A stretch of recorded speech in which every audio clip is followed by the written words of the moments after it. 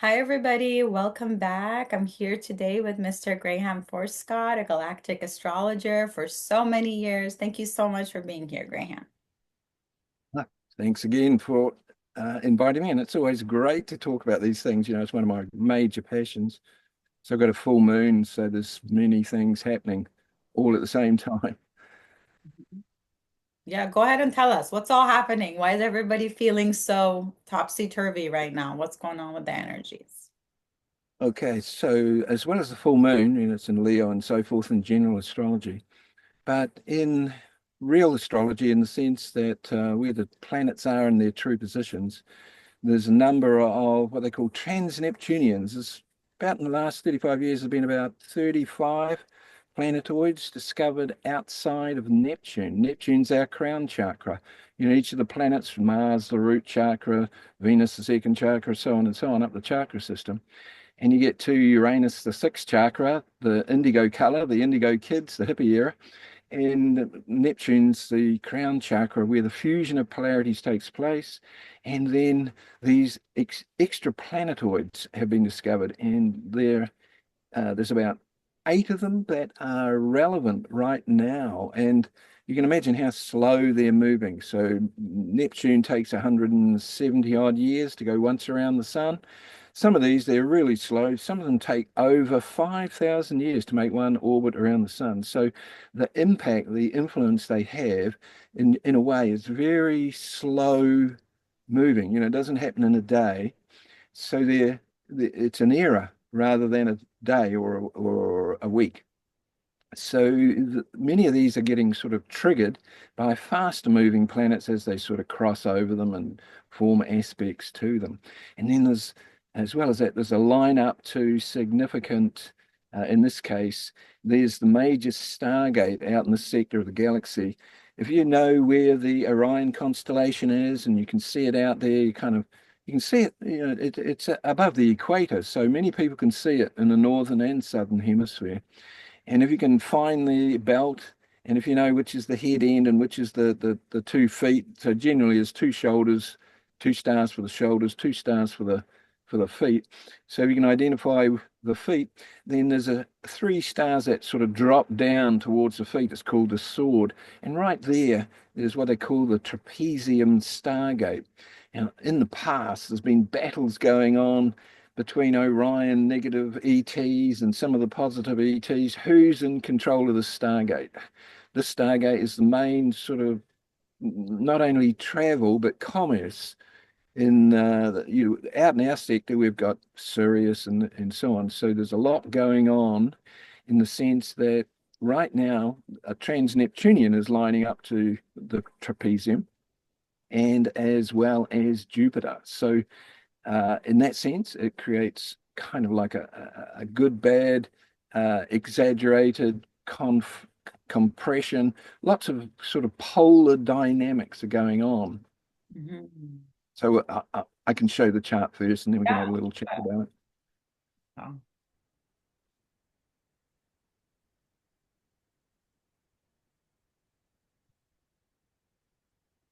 So you can see that chart okay? Yes, very good.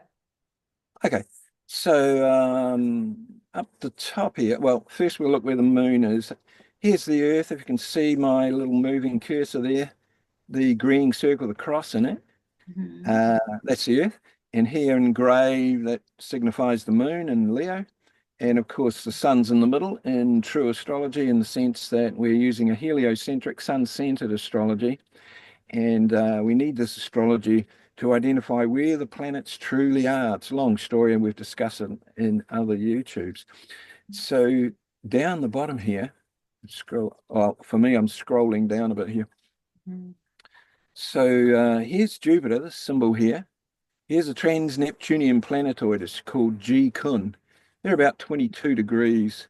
And down here's the three uh, Orion belt stars, the middle one there, Alnilam. So I've drawn a red arrow. It's actually over here, and it's a bit small, but Orion's there with the three belt stars. I've written trapezium there. It's called M42. It's just under the center star in Orion's belt there, Alnilam. And then also, I've written here the Crab Nebulae. So this is a pulsar, and that's about 22 degrees as well. So I've sort of put that in the same place here. And this was one of the first pulsars discovered. When they were first discovered, some of the astronomers were calling them little green men because they were pulsing. And when they looked at the pulse of one and then the pulse of another and the pulse of another of these original pulses that they were discovering, they were synced together in the sense that they were all pulsing in harmonics of what they call the golden ratio. So that was kind of like a signal to some of the switched on astronomers. So they began to then say, well, maybe this, being an intelligent kind of design, might be the galaxy's internet nodal array point. This is one of them here in Crab Nebulae. So it's not yet proven or anything like that, but it's interesting that it's very close, not exactly at the same latitude, but very close to both the center star of Orion Belt and the trapezium Stargate. So these lines here, purple, red, and so on, they are in astrology called aspects. So whether we start at the full moon here, where the Earth and Moon are, or whether we start at Jupiter and G-Con lining up to these interstellar locations, they are connected. So the full moon is connected to this alignment here of Jupiter and so on. And both then are also connected to other trans-Neptunian planetoids. Eries, that says over there, right? Eries, is that what's over there in that corner? Yes, over here, one of them is called Eris, and the numbers here, some of these trans-Neptunians, the astronomers haven't even named them yet. They're so new in the sense that eventually they'll get names. So they're just numbers. They know their orbital period, they know where they are, they know how long they take each one of them going around the sun. So they certainly know that side of it. They just haven't given them names. So to decode this, I've been working on this for the last couple of weeks, just bit by bit, do a little each day. And so there's some significant meanings or interpretations of these trans-Neptunians. And of course, they're therefore linked to the full moon yesterday and today.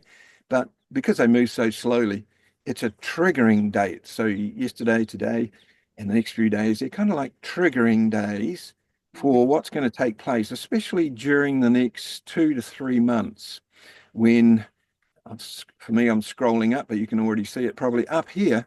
We have this other symbol. This is Pluto. It's 1 degree 49. When it gets to 1 degree 60, well, it goes to 2 degrees. Up here, it's probably hard to see, but there's a constellation here called Aquila. And there's a star, it's called the head star in the constellation of Aquila. It's called Altair. Altair, the head of the eagle. I'll put a little eagle there. So the eagle, we know globally, everybody knows this, that the head of the eagle is kind of the symbol that the USA uses. Now, I'm not sure whether where it's just the political side of the United States or whether it's their kind of national symbol that everybody identifies with, but certainly here in New Zealand, when we look at the eagle's head, we sort of see it as the warmongering, negative side of the USA. Now, Pluto, by about mid-April, will move slightly forward a little bit further, just over 2 degrees. Well, that's exactly where the star Altair is. Of course, it's close enough now that it's been influential for the last 6 months or so, but it's interesting that the alignment is just getting closer and closer and closer. So Pluto, of course, is like the Grim Reaper in one sense, or could be considered a little bit like Sherlock Holmes. Whatever Pluto's looking at or touching, interacting with, it dives to the deepest level and exposes the true agendas, the psychology around that. So this is also taking place along with these trans-Neptunian planetoids. Wow. I can, if unless you've got something to input there, That's Pontea. that's Pluto's symbol right there, and you're saying like he's really basically that planet is really near like the eagle eye kind of thing right now. Yeah, So it's maybe it's passing that. those It's things like passing that. that. that location. Yeah. So let's say that stars like Aquila is a star and Alniland's a star and Sirius A is a star and our sun is a star. So they're kind of equals and equals interact. So there's an ongoing, a forever interaction. You could say like we each have a what they call a silver cord. Uh, so there's a link between our sun and Altair, and Pluto is cutting or passing or sort of interacting with that connection between our solar system and Altair there. Oh, With, okay. And with they'll have of an, course sorry. Go ahead. all the planets pass it at some point on their orbit. It's just that in this era, it's Pluto that's there, not the other planets. So that brings the Pluto qualities, traits, character into the storyline. Would be nice if it was Jupiter. No offense, Pluto, but just but Uh, could I ask like so how that will affect something collectively, but also individually it will have effects on everybody's life, obviously, because they all have Pluto in their chart, right? So that'll gonna affect the area that's their kind of thing, would you say, or is it different? Because it's Sure, Pluto, in one sense, Pluto was discovered back then when Freud and Jung were diving into transpersonal psychology. It's outside of Neptune. You can flip the letters around for Pluto, you get put up top. So it's outside of Neptune. Neptune's the crown chakra. So we've just stepped outside of the personal chakra system. Therefore, Pluto gets discovered when transpersonal psychology gets underway. So in a way, Pluto is the stepping point to the other trans-Neptunians, which are out beyond Pluto even. And once we get to the trans-Neptunians, we're not really so much talking about personal issues and personal experiences and so on.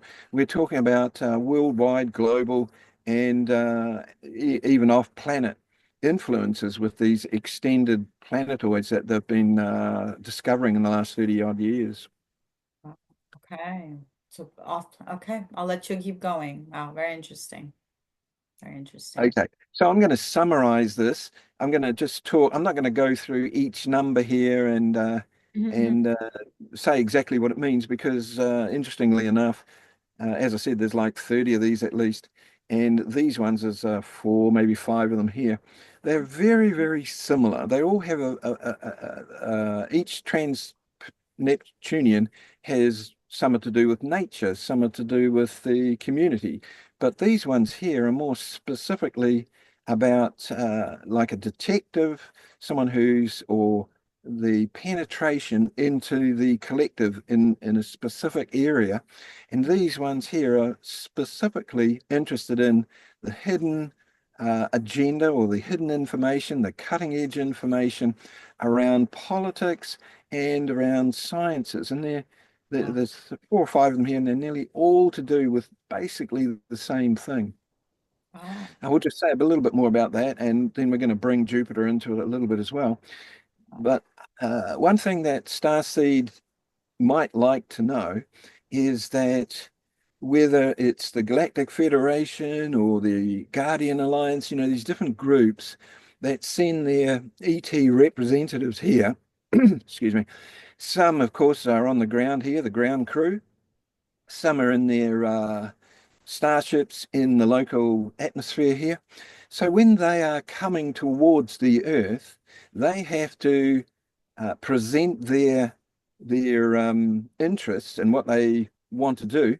They present that to what they call the local Earth ascended adepts. Some of them are up in the Himalayas, some are up in Titicaca, Shambhala is another location.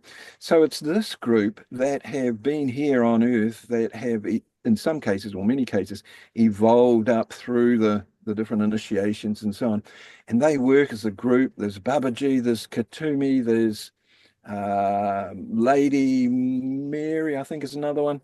Maybe that's not the Mary we talk about, but there's a group of them that have been working for thousands of years on the project here, which they would call the evolution through the primate stage up through right through to now and ongoing into the future. So all ET groups, these federations and so on, they have to come and ask or present their their case, and it has to align with or fit inside the guidelines of the local Earth ascended adepts. And then, of course, they can go on and do what they do. And one of those ascended adepts, his name is Moray, Morya. And the information that is out there about him, I've known this for like 40 years. I've interacted with these guys. And Moray, they're like a round table. And in the round table, his job is to work in the area of politics and massive groups, on the planet that are doing things and have agendas and so on. And it was likely him that whispered into the ear of Churchill and Roosevelt, strategies so that, he didn't have the extreme negative running the planet. Mhm. So, what is Moray doing in this present moment? Who is he supporting? Which side of the spectrum in the USA there is he whispering strategies into the ear of? So that's a question that everybody could perhaps contemplate and come up with their own storyline around that. Mhm. And if you wanted to input there in any way, Yeah, I want to. So basically, before star seeds incarnate, they meet with the masters, the They come from the galactic realm, but they're meeting with the Himalayan masters like Baba Ji, Yogananda, and Sai Baba. All of them. You said they all work together, and then people present projects like I want to come and do galactic astrology, or I want to come do healing, or I want to help nature. And then if they're approved, you're saying then they train them, kind of thing, like they kind of support them. Is that what you're saying? yeah, more or less. I don't think they need to train them, Mhm. but the all the different think of a nation. So the leaders of another nation just don't bowl up into a nation and say, "Hey, we're going to do this and this and this." The nation has to okay it, has to be in alignment with what that nation, humanity's unfolding here on the planet, it has to be, in tune with that. So they get the okay, I guess, and then, the different star seeds and galactic groups go on and do their thing. But these guys are it's like the one group consciousness meets and interacts with another group consciousness, and there's no hidden anything. It's all sort of done in a very sort of quick way. I don't imagine there's much, it doesn't take much time. They're working in that realm where we see, just before you die, your whole life flashes before you in a couple of seconds. So that's their normal pace that they're doing things. That's how fast they do things compared to what we do and the way we see things. So the way that they do things, the timing that they do things, is super efficient, super fast in a sense. Very cool. Very cool. And of course, they're expert astrologers, and it was them that prompted me to start this style of astrology about 1983 or 1984. Oh, okay. I had some kind of lucid experiences, and they said, when I say they said, they prompted, uh, don't go the normal astrology route. Your journey is to advance this heliocentric style of astrology. Oh, that makes sense because this is what's needed right now because a lot of star seeds relate to it. So they were like letting you know what the needs would be, like, yeah. I feel the same way. Like I felt like a push to like leave traditional psychology, do more like spiritual, and it was like so much better because all that doesn't make any sense to me anymore. So, okay, so they guide us. So people that are listening should be listening for those kind of guidances coming about projects to do. Like they might get an idea, it would be good for them to go for it if it doesn't go away and keeps repeating or somehow you said you saw a vision with them when it happened for you. Do you remember? Well, I was practicing developing the light body. This Hmm. is about 1983. And so I was working with, on a daily basis, charging up my auric field or light body, different names for it, of course. And during that process, because I was focused in deep meditative states and so on, I kind of bumped into, different uh, Hmm. one looked like an ET, another one looked like a grandfather with a long white beard, different, they had different appearances, but they kind of arrived into my auric field, and they didn't stay long. And in my view now, when I look back at it, they projected holograms towards me, Mm, which I began to unpack right there and then. But now looking back 40 something years later, I mm, can see that I was continually unpacking what they had sent in a flash. mm. So their capabilities, they send you an idea or a thought form or a hologram, and sometimes you might spend years and years unpacking that one experience. So that certainly was the case for me.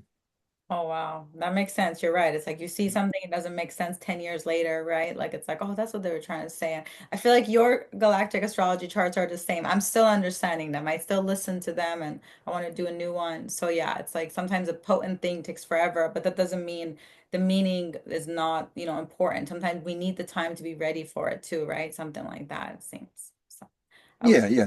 Due to our own astrology chart and the influences and so on, we kind of unpack a little bit and digest that, and a little bit later on, another planetary influence comes along, and then we take the next step and advance that, and so on and so on. very cool. Very cool. Anything else you want to share about this chart, Graham, or do you feel like this is Yeah, just a couple of things. Mhm. Generally, here in astrology, you have different aspects, which means distances between one planet and another planet. And on this chart here, the full moon over here, the purple lines in astrology would be considered or are considered constructive. They're opportunity aspects. So Mhm. they're very positive. Whereas the red ones here, these two here, they would be considered challenges, things that bring to a person, or the global consciousness in this case, bring to their attention something that's not right, something that needs to be changed or addressed, or looked into. So when we look at the passing of, down here, we've got a trans-Neptunian G-Kun and Jupiter passing the Stargate Mhm. trapezium, and perhaps the global internet, the galaxy's internet network node here, the Crab Nebulae. So Mhm. we've got Jupiter and G-Kun there, but they're in a challenging aspect up here. This symbol up here is Saturn, and Mhm. there's another trans-Neptunian here, 589683. And over the other side here, again, another challenging aspect from Jupiter and so on here to this trans-Neptunian, this one, 532037. Mhm. So when we look at, we also have to, of course, include this ongoing Pluto alignment to the head star there, Altair. So we're definitely talking about the penetration Pluto Mhm. into US politics, the Mhm. head of the Eagles. So that is always, that's the theme in a sense. And when we go down here again and look at Jupiter in this one here. So as I said before, these trans-Neptunians, these numbers, the general theme of them is it's like a detective who penetrates into the collective consciousness, the past and the present, and then is able to bring forward the perhaps as yet unknown cutting edge information. And that information then is distributed, and that readjusts the view that both the Starseed, the 5D people, and the 3D people, it brings things into alignment. So it's being forced by these red lines. It's being forced by Saturn, who wants to address karma in any kind of structure or system, whether that's the political system, uh, any country, but the political system, the monetary system, the education system, whatever it is. So there's a Saturn is kind of forcing a a look into structures and systems.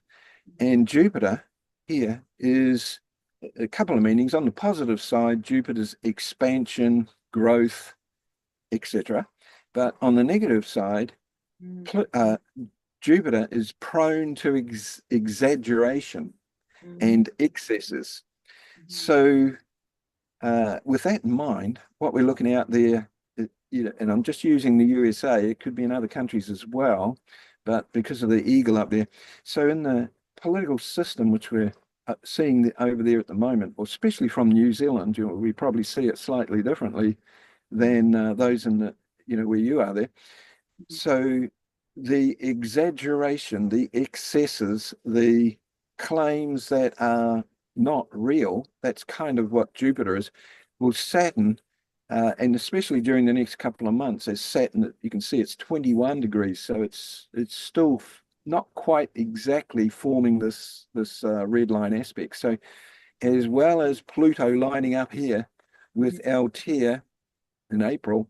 At that same time, then Saturn is moved a little bit further, and that during these next 2 to 3 months, I imagine what we're going to see in the global scene, and especially in the US, there some major uh, penetrating insights into some of the exaggerated Jupiter claims, Jupiter, and with new information, the trans-Neptunians, around Saturn, the karma from the past, especially around systems and structures, politics, and so on. So I think this is an era where a lot of what we see going on out there at the moment is not yet, it's not finished, it's not completed, or it hasn't come to its. We're going to get a lot more. We're going to see it in a much different way, in a much deeper way, in 2 to 3 months. Mm. It's like systems, like karma of systems, like medical system, for example. Like you're saying Yes, yes. they Any, exaggerate to take care of people, but they don't really kind of think. So the karma of it, you're saying that will come out. Saturn is good in that aspect, is that it brings fairness sometimes, right? well, Saturn represents the system. So any group of people that has a manager or a CEO, it's an organization, positive ones and negative ones, not necessarily negative. Any group of people that has a kind of like a hierarchy, a structure with the CEO and the manager at the top kind of thing, all those are under scrutiny in a Mhm. general kind of way due to the trans-Neptunians. But because we have Pluto up here, then, we can see it's in a way related more specifically Mhm. to what's going over there over there in the US. So Okay. Saturn doesn't need to be bad. Yeah. Uh, I see no, what you're saying now. uh, Yeah, because you Western need. astrology is totally different than galactic astrology, obviously. This is more like the whole universe and like our universe. And then Western astrology is not necessarily that. Like when it comes to Saturn, it's more like karma, individual karma, right? People are afraid of their Saturn returns. Those kind of things is what I hear a lot. Yeah, but say for example, any group of people get together and they want to build a foundation, a practical, realistic foundation, and they want to build that and move that project forward to some conclusion. Well, that's Saturn's role. And without Saturn, that structure, that new uh, thing that people are trying to do, it'll just fall apart. There won't be any follow through, and it might not be practical or realistic. So Saturn has some really positive aspects to it. Think of us, systems and structures. So a sacred geometry, a layout of crystals in a hexagon or something like that. Mhm. That's a structure. So Saturn rules our anatomy, our bones, the molecular array in our bones and things like this. Mm, interesting. Wow. Okay. Very cool. Very cool. Okay. So, anything else you want to share on the chart, or should we close it and talk about some of the other stuff It's you going want? to be an interesting couple of months ahead of us. Okay. It's going to be an interesting couple of months ahead of us, you were saying? Due to these influences, yes, I'd say what we're seeing now, I spend a couple of hours a day at the moment. I spent a lot more in the last 4 years, but now I've cut it back a bit. I spend a couple of hours a day going through semi-alternative journalist media and get the latest updates on what's going on over there and who's doing what and so on. So I've got a pretty good understanding I've got one of these trans-Neptunians with my birth sun. It's conjunct my sun, and its specific skill is very penetrating into what's going on, especially groups of people and the true agendas and so on. And I've got Psyche with my sun as well. So the trans-Neptunian and Psyche and my sun are together. So Psyche means being able to tune in too. So it seems to be one of my skills that I've developed in the past. Oh, very So I cool. guess sort of, Psyche, like the soul, right? It's like connected to the soul, psyche, like. in a way, Psyche's an interesting one. Like there's 25,000 asteroids out there, and nearly all of them, I'd say all but one or two, are chunks that have been sort of shattered. A planet was shattered, and the asteroids are the remains of that earlier planet. So they're just chunks of rock. Whereas astronomers would say, or do say, that Psyche actually was a planet or is a planet. And due to some event, maybe it was the asteroids exploding or this other planet exploding, it ripped off the mantle of Psyche. So it did not have the opportunity to form into a full planet. But there's more gold on Psyche than anywhere else in the solar system. Every of the 8 billion humans would become a billionaire if they could get the gold from Psyche and bring it over here to the Earth. And I think there's a plan to do that even. So Psyche is a little bit different than normal asteroids. It's an actual entity within itself, like the other planets are. So as you say, there it is in fact could be considered a chakra itself, Oh, wow. rather than most of the asteroids are just kind of influences rather than a full-bodied chakra. Oh, wow. I had no idea all those things. That's so cool. Okay. Yeah, that's why you kind of can go so deep and you kind of can find a meaning in things and you can read people well and in charts, obviously. So that makes sense. It's there, so I just have to work with it. Awesome. Do you want to share more on the chart? Is there I more? think we've done. I think we've done with the chart, other than to say that we're probably going to do a little exercise here. So keep in mind what I've just said about Jupiter lining up with the trapezium, Stargate, and the perhaps interstellar internet network here with the Crab nebulae. Okay. Very cool. Okay. Awesome. Awesome. That was great. So people can expect those kind of energies the next couple of months and just, do what they can with it, collectively and personally. So, Yeah, like anybody that has their upper chakras active will have a coherent experience, mhm, whereas those that we call them the 3D mainstream, they'll experience something, but it could easily be, unpleasant. It could be upsetting. It could force them to make changes in the way they see the world and the way they do things. So that, of course, our own chakra system experiences these influences in different ways. yes. Like there's no fear up in the higher chakras. So what's going on now, there shouldn't be any fear around it. hmm Uh, Whereas the lower chakras, if you're in the mainstream, then these influences create panic, fear, hmm etc. Yeah. That's true. That's true. Yeah. It's like there's all these different things happening all over the world right now to kind of start chaos. So it's like I just keep trusting source. Like that's my way of peace. I just go, okay, source is gonna take care of it, whatever's gonna happen. So it'll be okay. But okay. So do you think we should do the experience with them now, or there was a couple of other things we were thinking about doing? What do you feel like doing next? Yeah, okay. There's just one more thing I'd like to say. Okay. So, for example, the more coherent your chakra system is, and the more capable you are of interacting with these head chakras, of course, the heart always has to be involved, and the adepts, the Babajis and so on. So, the more coherent and aware a person is, the more capability they have of time travel or accessing future time and past time and bringing it together. So they see it, they see the past. Well, I don't mean specific Mhm. uh, situations. I mean, have an integrated view of the past and have a realistic view of the future. So these adepts and so on in the Himalayas and that, they have been in this level of consciousness for thousands of years.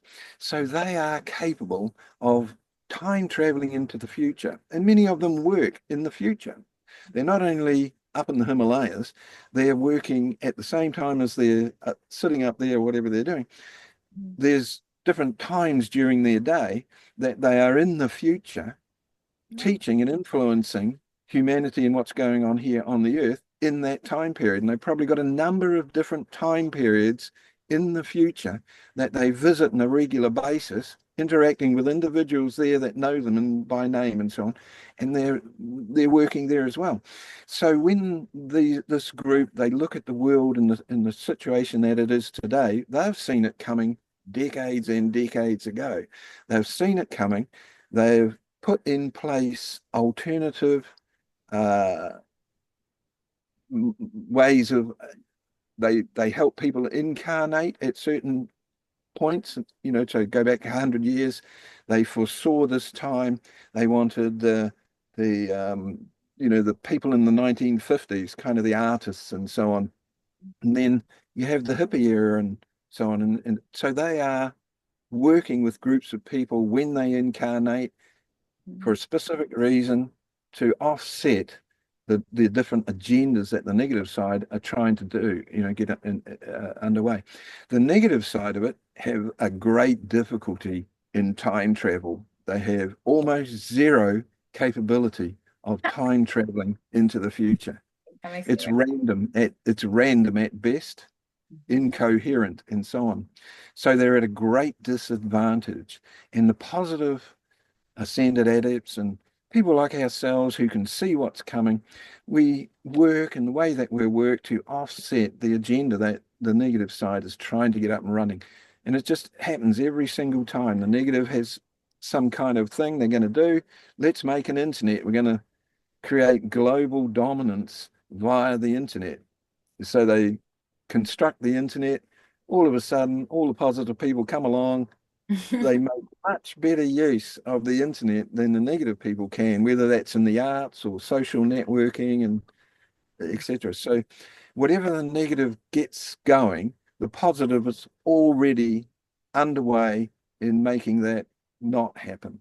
Pretty simple.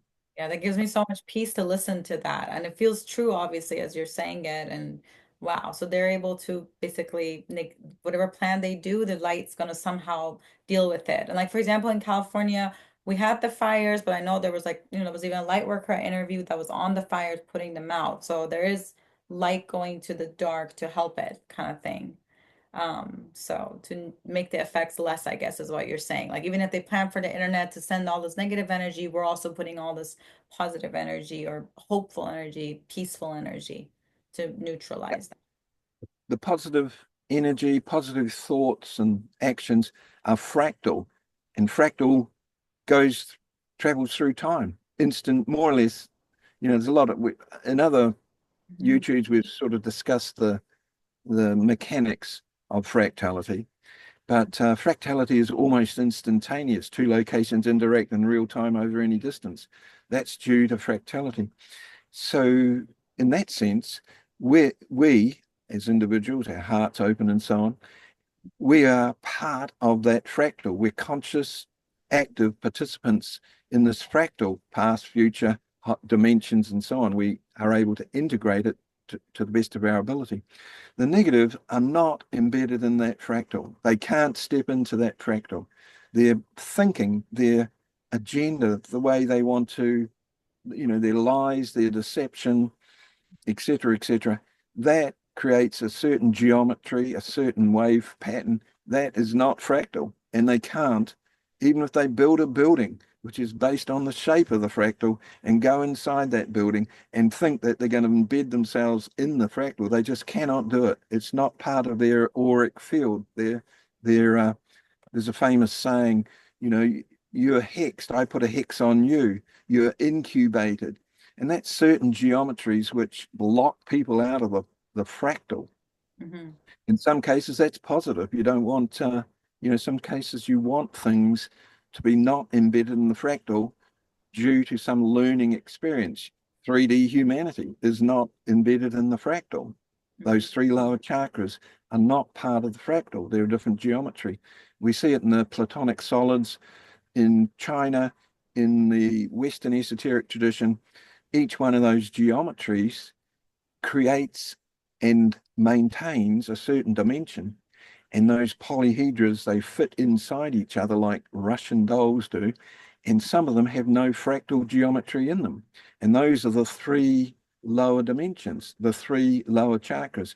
That's for a specific reason. They're not meant to be embedded in the fractal because they're learning those three lower chakra experiences. And there's a lot of pain, there's a lot of regret, there's a lot of karma, suffering. Once you get into the heart chakra, you've jumped into the fractal and you become part of the fractal.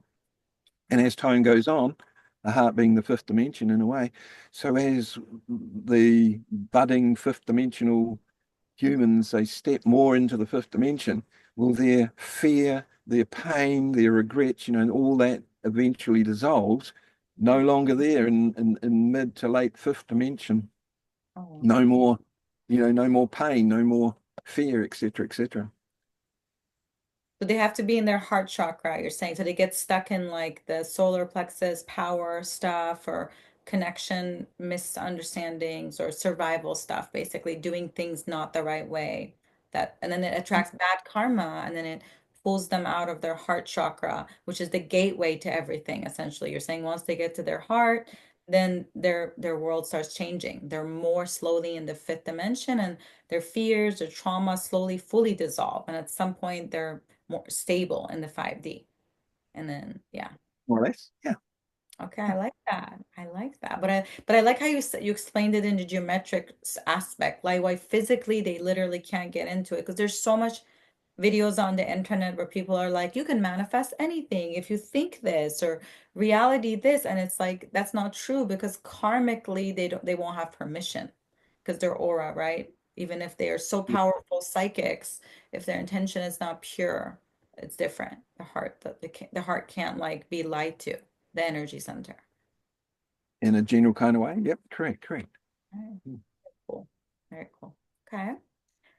Anything else you want to share, or should we do like an experience? Okay. Yep. What did you have in mind there? Well, I don't know. I mean, so you could maybe like since we're in a Leo full moon right now, could we do some kind of a chakra alignment thing, possibly, since you know the galactic chakras? I think that's very cool. And, maybe something like that would be nice for people just to kind of help them dealing with everything that's going on. Yeah, and also I think, like anybody that's watching this could sort of pause it uh, or listen through and then pause it and come back to the section. So, for example, for each of us, and this includes the ascended adepts in the Himalayas and so on. So some of those ascended adepts are at the center of the earth. Mhm. They're not in their physical bodies. So at the center of the plasma earth, so the earth has seven bodies, Mhm. and the physical is just one of them. There's the emotional and mental body of the earth as well. So in one way, there's an earth which is not physical. It's called plasma. So at the center of that plasma earth, you have ascended groups that are living in their own plasma body, their light body. They don't have a physical body. So at the center of the earth is the major portal, the major stargate. So Mhm. instead of heading off away from the surface of the earth in a rocket like Voyager and that, trying to get past Neptune out and get carrying on out to go to Sirius or Orion, that's not the way to do it. They'll never get there. That's masculine, a penis shaped projectile. Whereas the feminine approach is to go in. So you drop in to the center of the planet. And of course, this is why you had the pyramids and Titicaca and Angkor Wat and some of these sacred sites. They're built on exact geometric points around the planet that are all equally spaced from each other. They're not randomly positioned. There's a geometry to it, and they're at the nodes of that geometry. So in the past, groups would get together, say on a full moon or an eclipse or a solstice, at those different locations and do their meditations, their creative visualizations, and that would cause the center of the Earth portal to be accessible. So that's when people could, in their light body, they could drop through instantaneously, fractal, they could drop through the center of the Earth. When you get there, you might get some kind of instruction or Mhm. have some kind of interaction with the ascended group who have the job of being the facilitators at that level there. And then once you go through the center of the Earth, the sun is a million times larger than the Earth. So the attraction, this is the plasma side of things, but the actual physical sun is a million times larger than the Earth. So the gravity, the magnetism, the attraction to the sun, the plasma sun, as well as the physical sun, is almost, you just cannot escape it. So as soon as you go through the portal of the Earth's center, your consciousness, a part of your light body, is attracted to and through the sun portal. Of course, there's a group there as well. So you might get have some experience there. So in a sense, that would be, in my case, what I would suggest people to do, Mhm. either uh, directly related to the full moon. They could do it tonight, or it's a little bit past now, but they could try it out. But the main, what I would suggest for the main visualization or intent or have a focus on is to be aware that if they're anywhere near a power, what they consider a local power spot, sacred site, you have major power points like the pyramids around the planet, but you have smaller ones all over the planet. It's like the pyramid's like a major airport, but of course each town's got its own little airport. So you go to your local power point, which interacts with the larger Earth grid network, and you could do some kind of visualization, meditation with the intent of slipping through into the center of the Earth. Just be aware what are those moments. Be aware also that it might be some kind of hologram that doesn't even arrive in your conscious mind until later on, tomorrow, next week, and so on. So drop through the Earth to the Earth center, and then be aware that the sun is a million times larger than the Earth. So the attraction to the entity, which is our sun in a sense, the intelligence, the attraction to a guru is pretty strong if they're authentic. So here we've got a sun, a guru which is a million times larger than all the positive aspects of the 5D Earth and so on. So we go into the sun. We Mhm. may have some experience there. So these are things to visualize as a process. Go into the sun. I did that starting in about 35 years ago, and I was more or less pointed to different star systems. So then I headed off in that direction and kept a diary. And over the years, I did that quite extensively for a number of years. Oh, that's how I did it. That's so cool. So people would visualize, like go somewhere they feel has a strong energy point near a grid point, and Yes, then that would be the best way if they can get close to a grid point. Then you're on the railway track. If you're in town or a big city doing it, it's a bit harder to interact with the earth energy ley lines and portals, right. unless one's running right through that town. So it's always good to go to nature, and then often nature, somewhere in nature, is where the portals are, and often the local shaman or the local indigenous people will know where that is. And so it's always worth going there if you want to try some of these things out. Like during these days, and probably they can do it like today till tomorrow. Like usually, I would say 2, 3 days around the full moon is when I feel it. How do you think? Like I usually I try, think that's open to each person's intuition. It's always good to do it right at the moment, but of course that's not practical for some people. So short, but a little bit before and ideally after. to do it right at the moment of the full moon. You're saying, okay, so like if people could do Well, it. I think so, but like my cat was hyper moments before the full moon, which was like 1 in the morning. Mm, I was just on my way back from the full moon drumming on the beach. There's hundreds of people there, and we were there for hours leading up to it and so on. Got pretty good. Lots of spontaneous dancing and Wow. fire twirling and so on. And then I thought I'd come home at the full moon moment and bumped into my cat. My cat was just like manic all over the place, you know. The So, energy is probably wow. mm, mm. I feel the Whereas energy now, of full moons, I swear. My cats and dogs always act different around the full moon, you know. So whereas now the cat's not so, the cat's like it normally is. yeah, the cat's so mellow today, right? Mhm. Could you talk a little bit about the place you live? Because that to me is like a new Earth vision structure. You know, what you all have created is you all live in a community and there's a lot of people now. So you have different people that do different things, but you're essentially separate from the society, but you're all still functioning. So would you mind sharing a little bit about that? Because I think as things in the world change, a lot of people are going to want to do stuff like that, maybe. Sure, sure. So I live in what's called Golden Bay, New Zealand. It's the top west point of the South Island. So on a map, you'll see it's kind of got a little sort of lip to it. So I moved here about almost 40 years ago, 1989. So not quite. So about 36 years ago, I moved here. And already then, the hippies had come here. They were a few years older than me.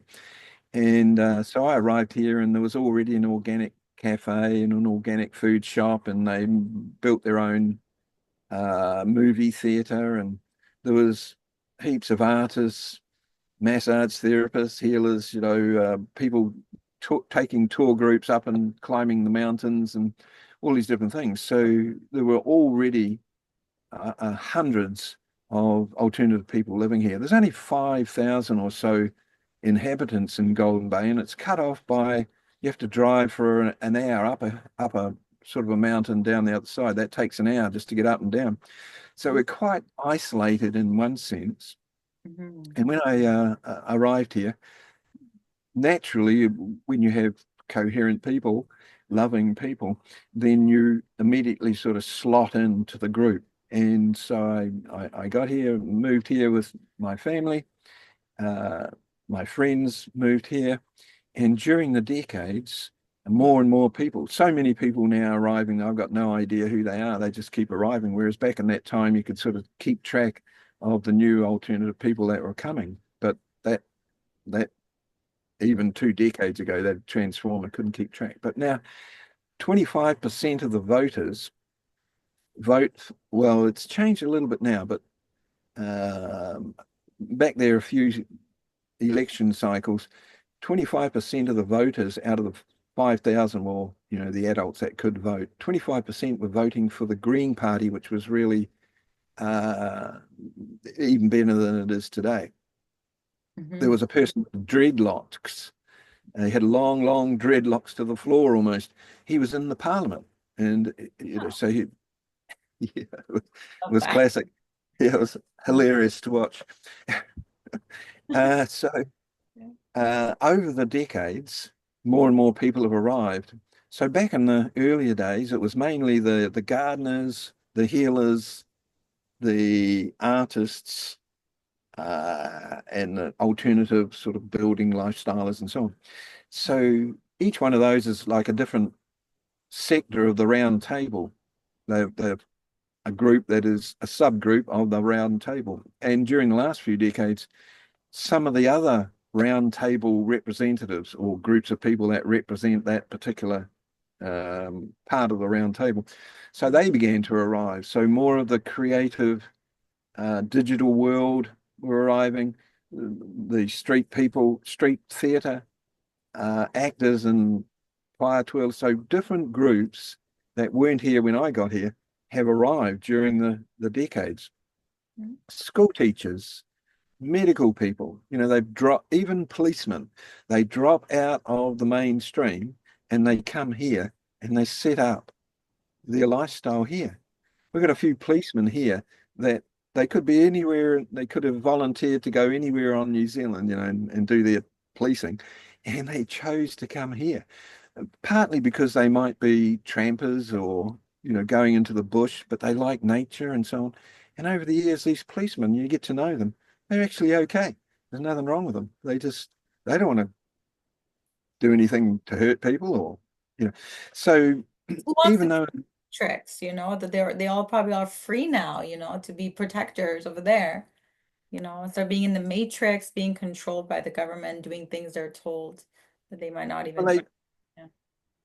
one of them has stepped out of that in one way, but most of them are still what I would Go say to the city embedded in the. drive there, would you say? Do they still go to the city to work, or do they all work in the place where you guys are at? They work here.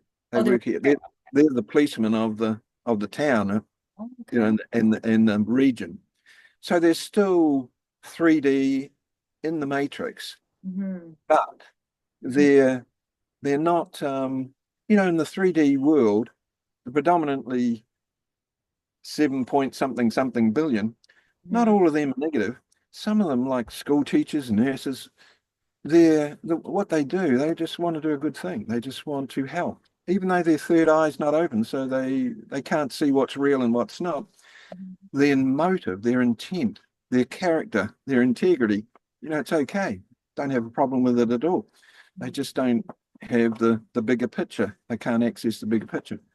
Mm-hmm. So, for example, people here, the farmers and so on and so on and so on, eventually they might pick up, oh, it's better to do organic farming, or the school teachers, oh, it's better to let the kids do the art in this way. And sometimes they get in a bus and go and if there's a beached whale, whales often get beached here.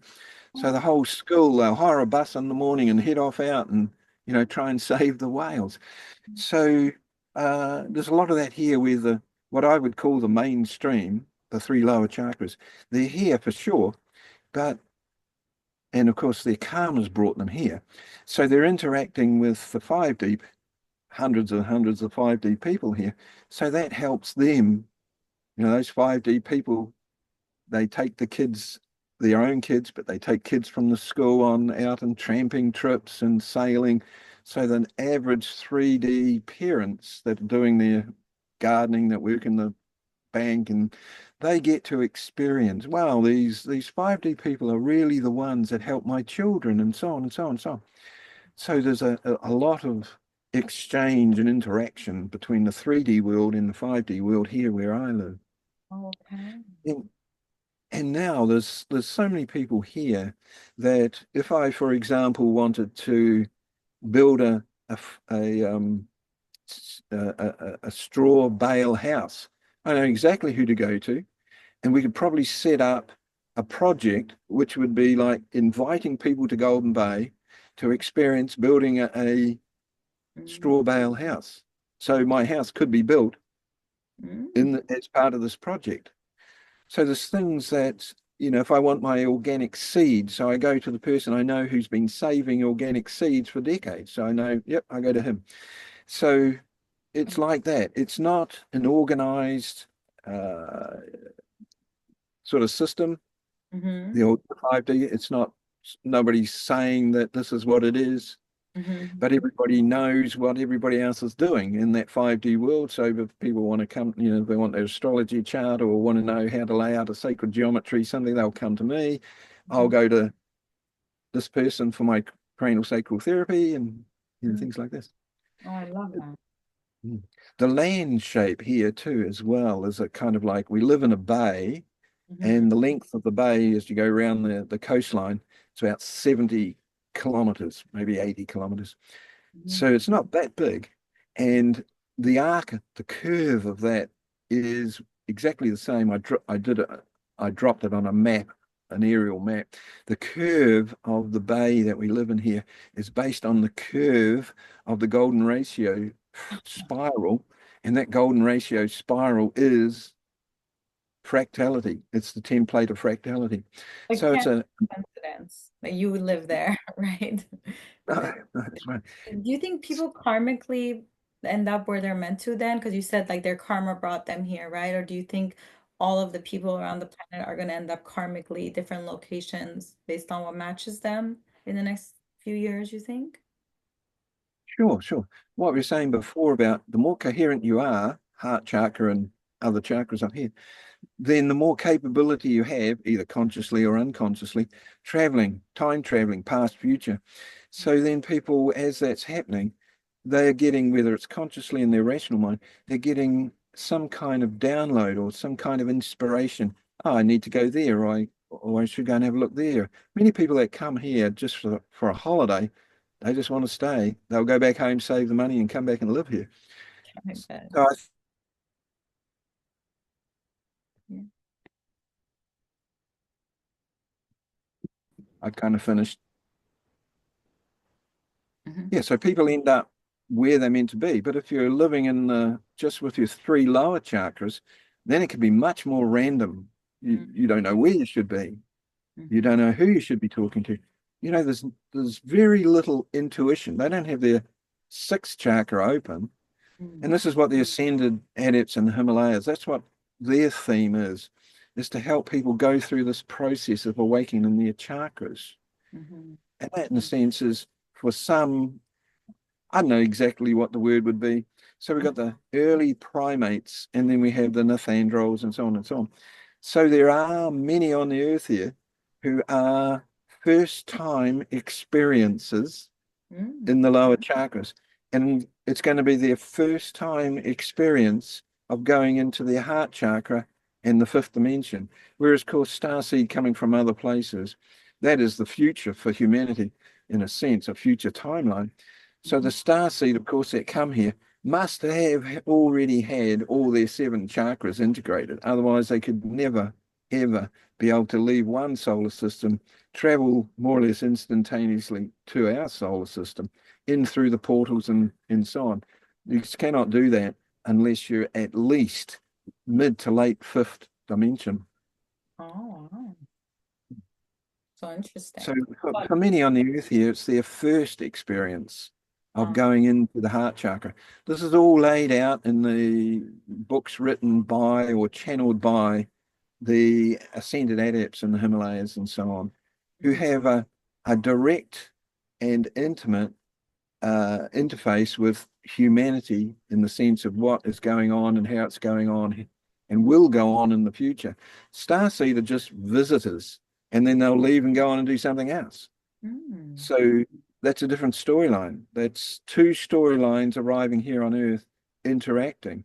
There's another storyline with the negative ETs, of course, who have been here for thousands of years as well. So their storyline, the negative ETs, they have disrupted the natural process of what the Himalayan adepts have in mind. So they've come along, these negative ET groups, they've forced their way into the auric field of the Earth.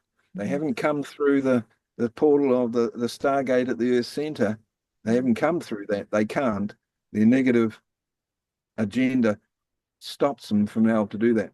So they've come from outer space almost, and they're flying around in those saucer-shaped UFOs, most of them. So they're in mechanical kind of technology. Mhm. They haven't come as a light body. They haven't come as a plasma starship through the sun, then through the Earth center, and then popped out onto the surface of the Earth. So you got the negative ETs with their agenda, Mhm. stuck in the realm that they're stuck in, trying to create havoc here. They want the genetics of humanity, they want the real estate of the Earth, and so on. So they have a completely different kind of timeline that they're working along, and they're trying to influence humanity in various ways to stop humanity from evolving into the fifth dimension, which the Starseed are here to try and promote and support. Oh, wow. It's such a well said how you said that. That makes perfect sense.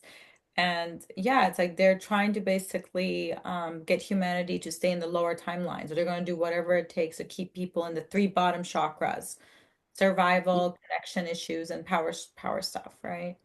So they don't come into Whereas Yes, whereas the adepts whispering into the ear of Churchill and Roosevelt, Mhm. strategies. Well, the negative ETs are whispering into the ear of anybody that resonates with their negative agenda or is open to ego or power or money. So they are whispering into their ears and saying, do this, do that, set up this group, do, do, do, do, do. So that's what the negative are trying to do. They're trying to influence people who resonate with their Exactly. auric field, their agenda. Exactly. It's like they just come and whisper, right? Like I've heard the ETs before, and it's like they're very like smart. They make it think like it's your own thought, but you can always tell it's a not a good one when it's telling you something that would harm another. That's how you always know it's like a negative ET. If it would harm them in any way, it's gonna be a negative ET, you know? So it's just like all these, Absolutely. yeah. They're, So but stars they're I just hear you're saying like some of them for the first time, you think? A lot of stars are first timers, you think? Were you saying that? Yeah, yeah. There's, I don't know exactly how many, but there could be 100 million starseed. Something around there, I guess. Yeah. So many of those got stuck here earlier on, 20,000 or 15,000 years ago, when Atlantis collapsed. The Earth grids were shattered, collapsed more or less. So the ETs that were here on the ground then, Pleiadians, Sirians, Orions, some maybe Acturians, or I think Acturians are a little bit different. So they got stuck here. They couldn't leave. The Earth grids, the portals were shut down. They couldn't go through the Earth center. So some of the star seed were here then, and then the you know the Earth grid collapses. That means basically most society collapses, and you end up back in almost living in a hut trying to light fire with rub and wood. So you end up in that situation. So many of the starseed came back then. They got stuck here. Their family, their ET family and their plasma ships saw this happening. They're not on the planet, so they didn't get stuck. And they saw this happening, and they have lifetimes of hundreds of thousands of years. So a mature fifth dimensional person has a lifespan in their kind of semi-plasma, semi-physical body, which can last many, many tens of thousands of years. So some of these ETs, the Syrians and so on, that watched their family members get stuck here, Mhm. well, they went back home, back to Sirius. They knew the timing of things, and they've come back in the last 100 years to check out on their family members that got stuck here. And as they were coming back, many volunteered, during the last 100 years. This is Dolores Cannon's three waves. So many arrived with the coming back of the different ET groups and their first time incarnates. Many of the hippie era, probably first time incarnates. Wow. Like into in the 60s. That was like the first wave kind of thing. Or before the I 60s. 'Cause I that's think so, like the yeah, that makes sense.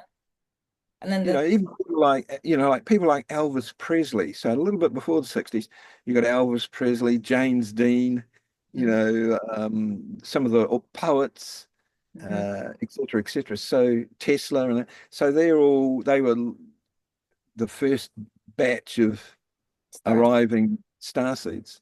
Oh Yeah. wow. That's so Yeah. cool. Yeah, and I think about Elvis and his dance, and dance is such a big part of 5D, right? We know that. So somehow it helps with the vibrations. Wow, Yeah, so I think it's pretty conscious. He's yeah. pretty weird. He was conscious. Yeah, that's what he was probably like a sensitive person because he had that person like his manager that was manipulating him. And I feel that star seeds sometimes because they're empaths, they can easily be influenced by darkness before they learn how to manage all their stuff, right? So Absolutely. I mean, think of the old white men back in the 1950s, terrible, terrible, I even remember it. I was a teenager in the 60s, late 60s, and the world around me was nothing like it is today. mm, Like teenagers now, the environment is so much better, so much easier to mm, discover who you are, mhm. what you're doing, what's going on in the world. There wasn't even TV. Did no? There was Not not not TV back then? not when I was 10. I think we got our first TV when I was 10, and I think it lasted from 3 in the afternoon to 6 in the afternoon. That was it, That's and it. there was only one channel. Oh my God. So how did you guys discover it? Like how did you guys would like find your path? Do you feel like your like teachers were guiding you somehow, leaving you signs, or do you want to share about that? That's kind of interesting because without Ah, technology, it's like helping so much right now. well, there were no organic shops, Mm, organic food. I didn't even know what it meant. mm, well, but most of the people that I sort of hang out with as a teen, high school and so on, we were called the rebels. Mm. So we saw that what was going on wasn't real, Hmm. but we had nothing really to sort of feed back to us what was real, other than to sort of look at musicians, the group, that's why they're called classics in this era, Hmm. even though their music's pretty simple. They were the light showers back in that era, the music groups and the singers and the artists and so on. So we kind of identified with them. That was about as good as it got. And then bit by bit, during the 70s, the first few books came out, meditation practices, Hmm. the Beatles going over to India. And that. So Yeah, during the Pontea and Beatles, so that was like part of the influence you're saying. yeah. So Uh, that sort of during the 70s, that really sort of kicked in. mm, And you could get books then. You could order books. You had mhm, to sort of try and search out books. mhm. We did have a great bookshop in the late 70s, so we got heaps of books that way. So it's sort of a very slow process of learning and evolving because there was very little feedback. Yeah, you guys, we're so lucky that you all are here. Like we're stepping on your shoulders, I feel like, because you guys have done all this and then now we kind of have it and then the next generation will kind of, but it's just like, yeah, it's like it's such a blessing, that we have all this knowledge to kind of like give us that foundation, I feel. And then but yeah, but it's still kind of slow, but I just have this feeling like this year is going to be kind of fast moving.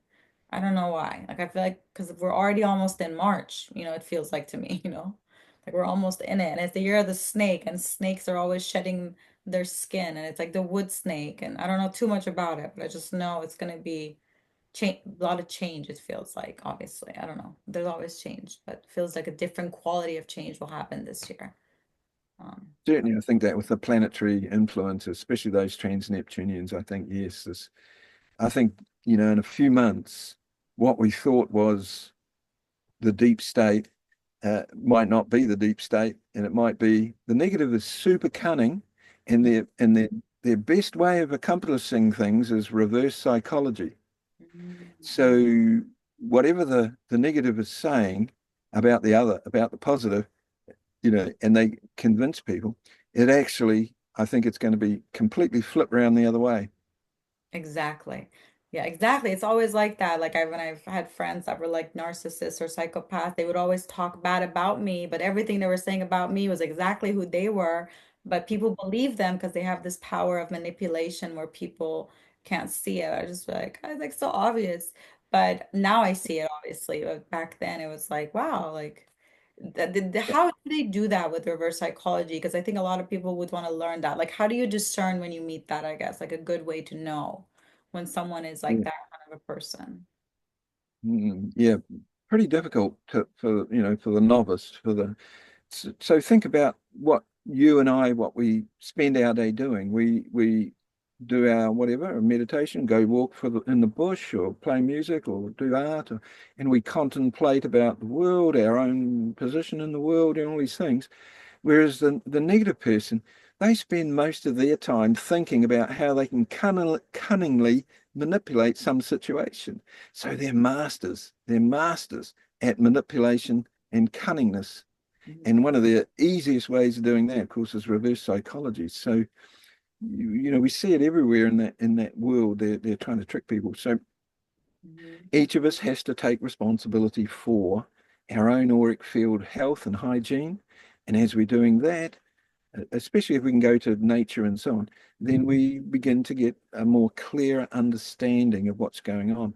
Of course, even in the beginnings of the fifth dimension, I get this all the time on Facebook. So I got Mhm. 5,000, you can only have a limit of 5,000. So I got full up Facebook. And on my timeline, when I scroll through it, I see people who are like ourselves in a way, they're part of the new. If you scrolled through their timeline, you'd see their posts, healing this, nature this, blah, blah, blah. But their, sometimes their view of what's going on in the world, they identify with the reverse psychology trap that's Mhm. been set in place, and they don't know that. So their intent is good, but there's still a part of them which somehow hasn't been they're just not quite clear yet on what's going on behind the scenes at a deeper level in that sense. Like you said, But like integrity. Like we want to look at, we want to support the sides, the people that have integrity or they feel like they're doing their best, like some kind of honor. Like that's like a yeah, test. But like to me, when like with this with the people, like the celebrities or the famous people that are bad people, if you look at their life, they've hurt everyone around them. That's like a common factor, like in their work history or their relationship history or friendships, like look at like a famous, I don't want to say any names because I don't want to start any fights right now, but if you look at their life, it tells you who they are. And even in the Bible it says like by their fruits you shall know them. So what kind of fruits is their life producing is going to let you know their character. And exactly. but people get kind of like under illusion spells, I call it. Like they look at some kind of, it's almost like glamour magic, illusion. That then people see that instead of like, look at them as a person. How do they treat their mom?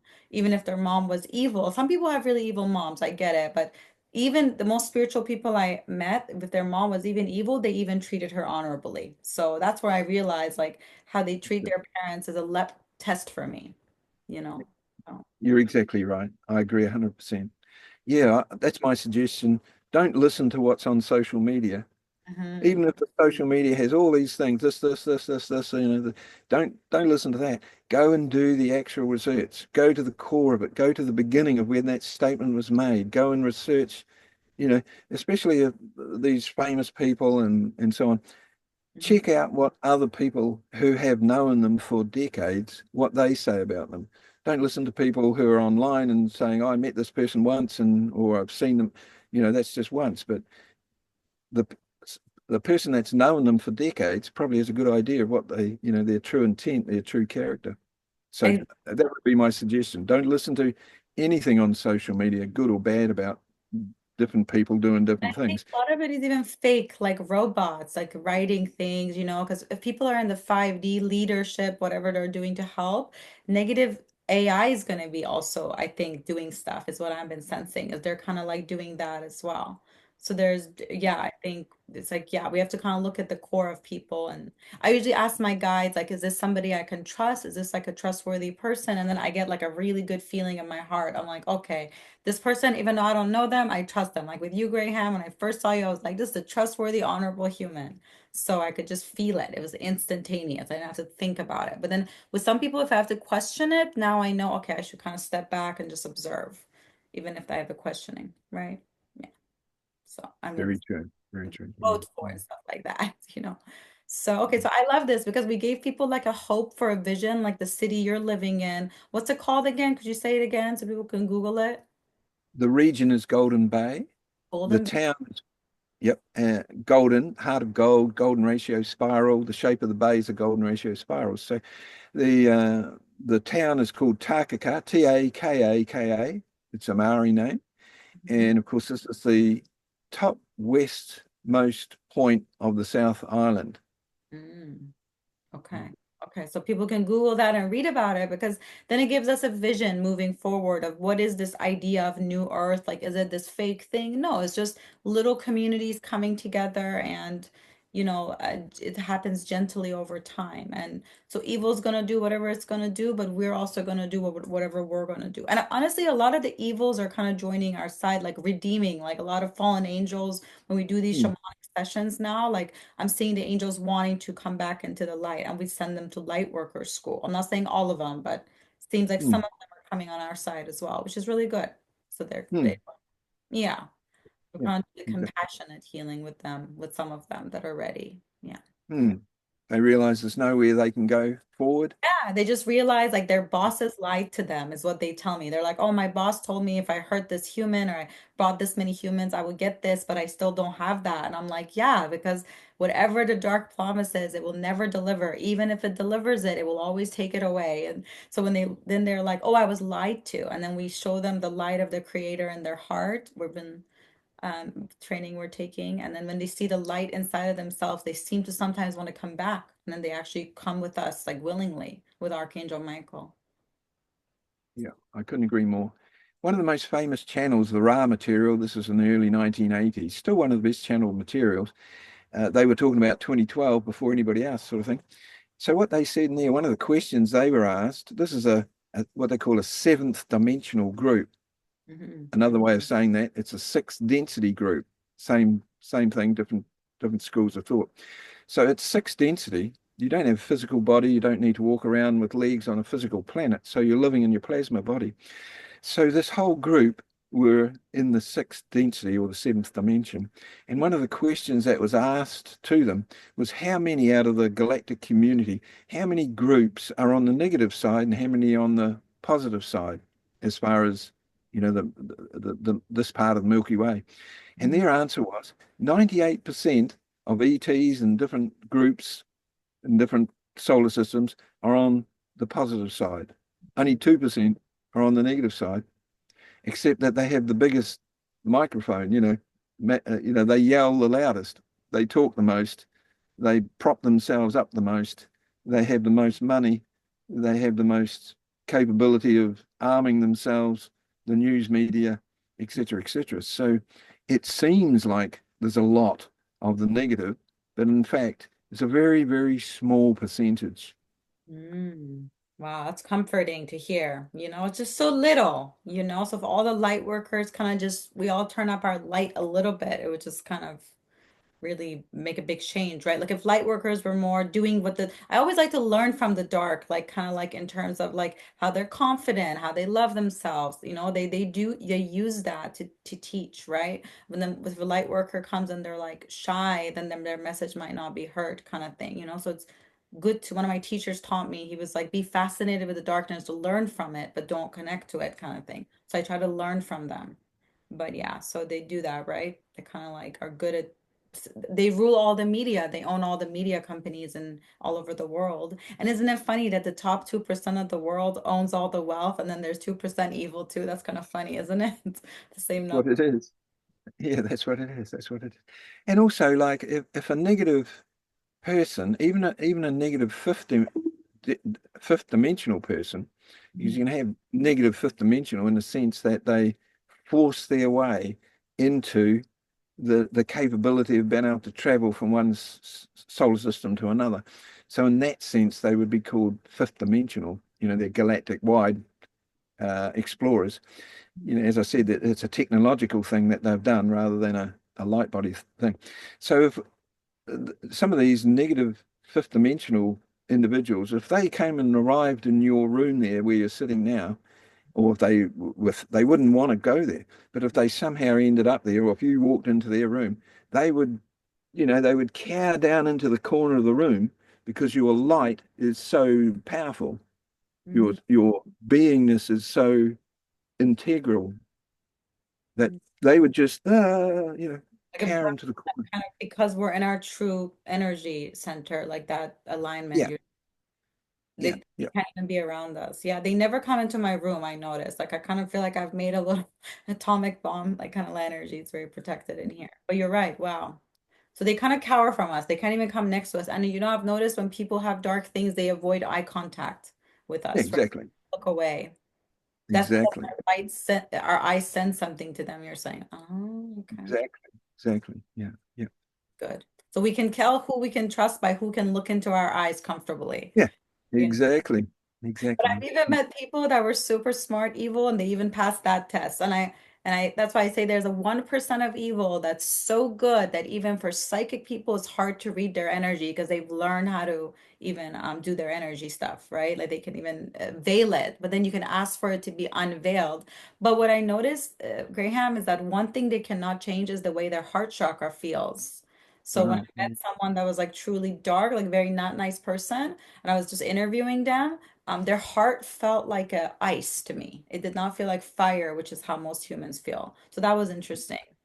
I don't know if Mm. you felt that. And you know how in Nordic mythology, like the dark ones are ice beings, like giant ice Mm. beings, they call them. But it was interesting. Mm. The heart chakra almost gave me freezer burn when I was trying to do energy work. So it was very interesting. So I was Mm. like, yeah. So, anyways, just some of the psychology of the chakras and spirituality and 5D, 3D stuff. And they're also building stuff, right, to do time travel right now. Like that's what you're saying, right? They're trying to make portals because they can't just do it freely. Like the light beings, they can just sit and decide to go somewhere and they'll see it.